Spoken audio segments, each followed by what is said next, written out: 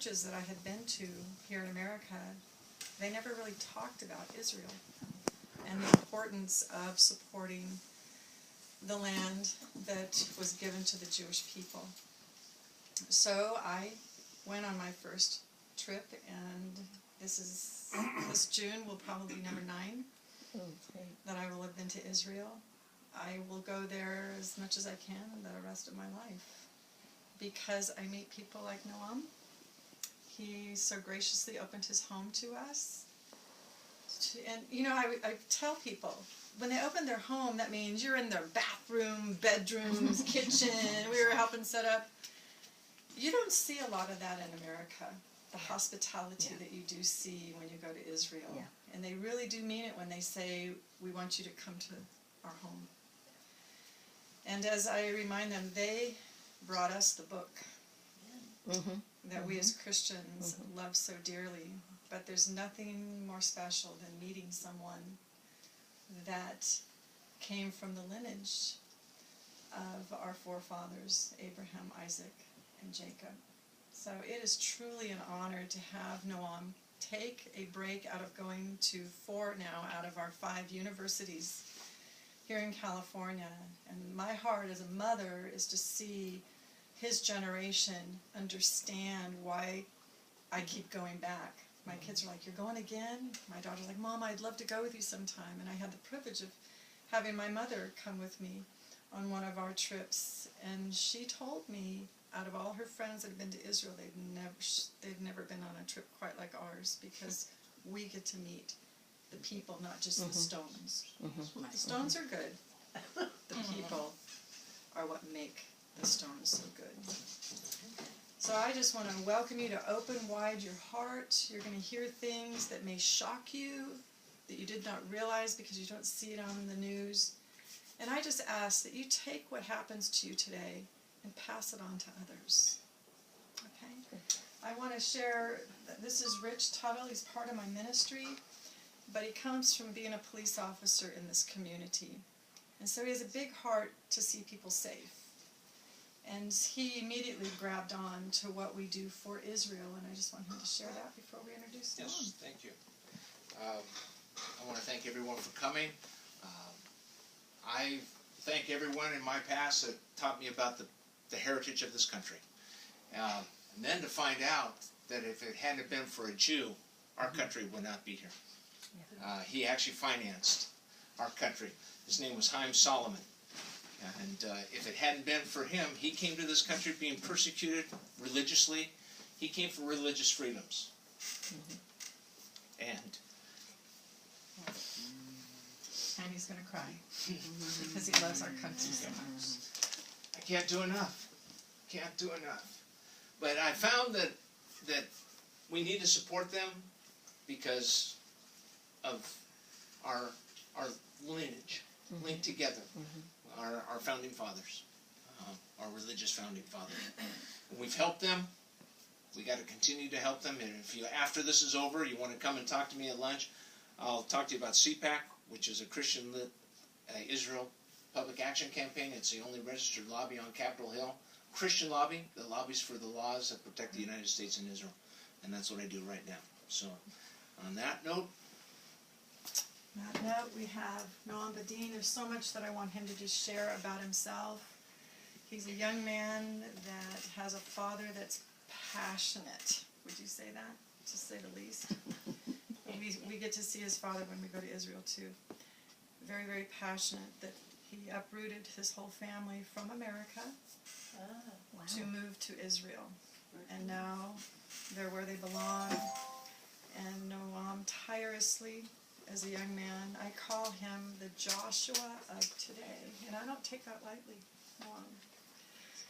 For anybody that knows the story of Moses and Joshua, Joshua was the one that got to take the Israelites into the promised land. And really it is this generation that needs to alert our future leaders how to keep the freedom that we love in America and protect where that freedom came from.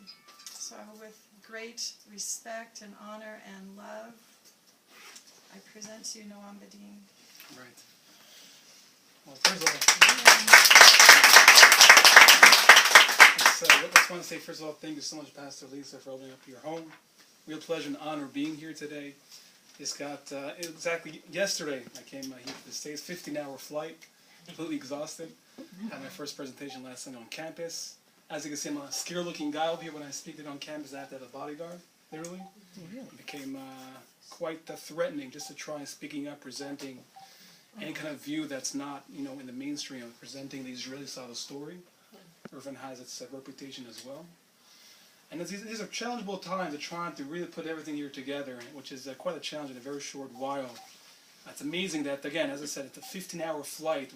Right now it's 9:30 at night in Israel. All the different, this is on the other side of the world. You always ask your audience at the first question, how do people get their information about Israel? Being on the other side of the world, how do you know what's happening in Israel?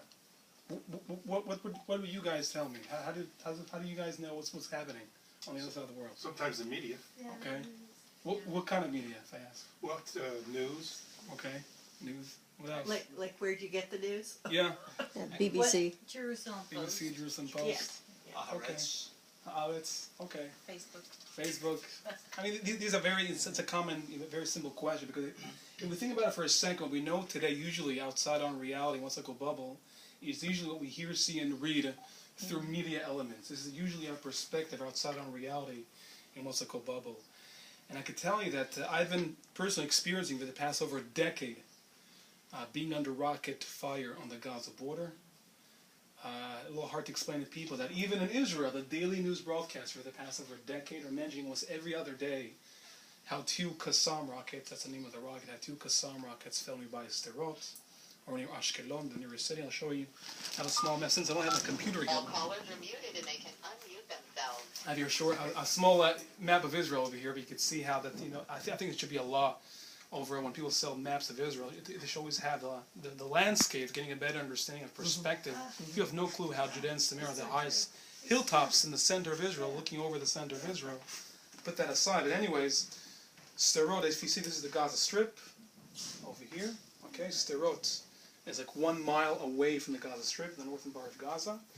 It's like a 45-minute drive to Tel Aviv, the center of Israel. Like an hour and 15 to Jerusalem. People have no clue how this is a tiny little country. It takes like 5 hours from north to south, 2 hours across. That's all it is. The amount of attention this actually gets worldwide, nothing even in proportion of understanding about what we've been facing. And this region over here has been under rocket fire this past October, entering our 15th year being under rocket fire.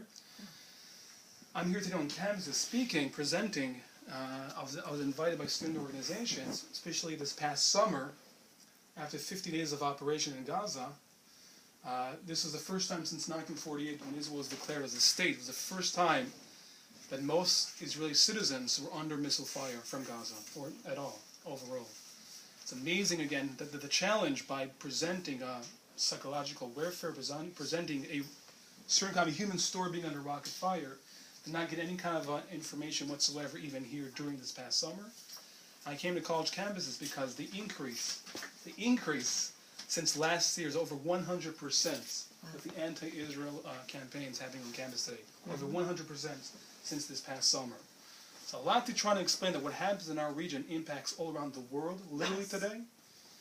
I can say the first-hand experience as a young adult traveling around the world, the spiritual war that we've been facing, if it's the Jewish communities, if it's the Christian communities. It's amazing, again, facing this on the front lines of it today. This has all been fed by propaganda, brainwashing an entire generation. And to try to explain how what's been happening in our part of the region impacts all around the world is something which is quite a challenge to try to explain in a very short while as well. And this past summer, we noticed, we came to realize what happened in this town, Sderot. I'll be showing you firsthand the experience of living and documenting live scenes.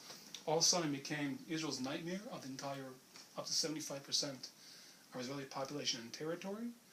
And just the experience of traveling around the world, do not want to sound too dramatic. There's one thing I've learned. I've been to over 150 campuses in North America. I've been to Capitol Hill. I've been to the Human Rights Council in Geneva, which is an ongoing battle to try speaking up there as well. I've been to the EU, had campaigns in North Europe, South Africa, Australia. to have this pattern, this popularity of becoming anti-Israel, anti-Zionist arising, seeing the acceptance of Hamas, an international terrorist regime, the violence, 3 crimes against humanity, on top of that calling out for genocide on their charter, seeing their acceptance in political parties and campuses worldwide, completely outrageous. There's one thing I've learned personally, traveling around the world, only one thing I've learned is with no doubt, Israel right now is the only country in the world that its legitimacy as a state is being questioned, and our human rights for just determining ourselves as a Jewish state has been undermined like never before. This has a lot to do with the dis and misinformation, lack of education, and this became our challenge today, is to educate the next generation with accurate information. And this became our challenge when I was speaking to the younger adults. As a young adult myself, this is my audience I try speaking to, inviting them to my home, making things personal. And this is what I've been doing for half of my adult life. I've been chasing rockets and documenting live scenes. And as my dad says, I was too busy chasing rockets than girls, and that was my problem. I finally got married 3 years ago. When I got married, I didn't make again this moral choice. Do I keep on living this part of the city, putting myself under threat, under rocket fire and threat, or do I keep on moving on to the next challenge in life? I wish I'll have more time to describe about my next challenge in life. This is actually where I met CPAC coming into my home.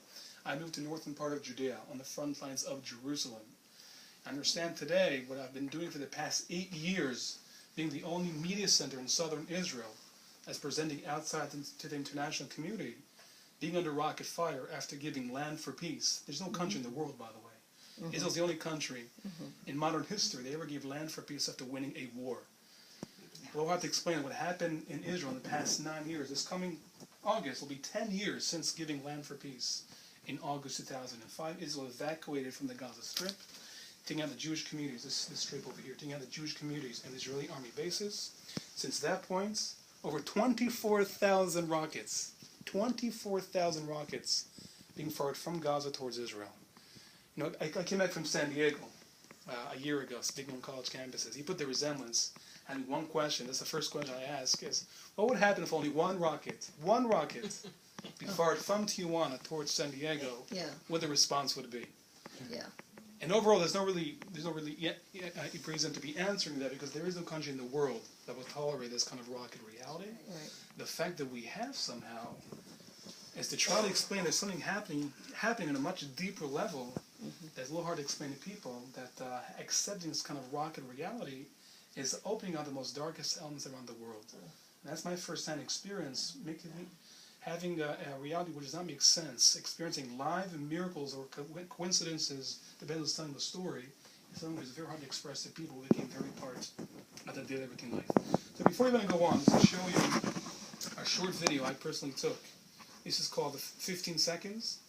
This video, okay, the purpose of this video is to shock the audience, is how usually I start the presentation, showing how surreal, how extreme, how intense this can actually get, being under rocket fire.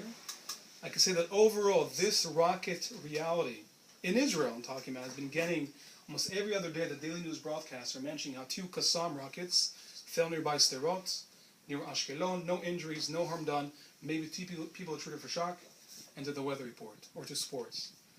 And the question is, can people here, first of all, understand the meaning of shock, anxiety, or trauma for listening to this broadcast, watching it on television news? The whole human side of story is not mentioned or understood through media elements, and this became our challenge to, first of all, presenting this very powerful human story, being under rocket fire. Imagine having 15 seconds, you have a siren go off. You've seen the siren, it's a loudspeaker with a woman's voice singing in Hebrew, Tzeva Adom, which means color red, red alerts. So imagine sitting like this in a room, okay, having a siren going off. You expect it to run through that one corridor, if it's in a school with 80 other children, and hoping to reach a secured room in less than 15 seconds. So in this video, by the way, this used to be the #1 video on YouTube, under 15 seconds, trying to show a concept across reality of the world, what can possibly in 15 seconds. At the same time, you'll be seeing, right now you have to write 15 seconds in Sderot, but that's the video. You'll be seeing here live documentation on the first day of school a couple of years ago.